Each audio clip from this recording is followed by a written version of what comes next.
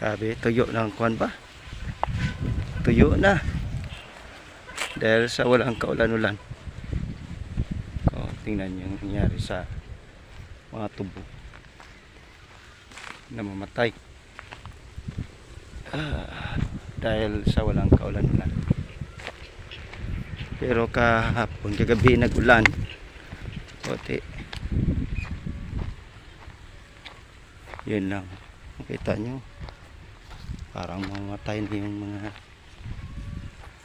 daw mapatay na mga tubo ba? Sabi.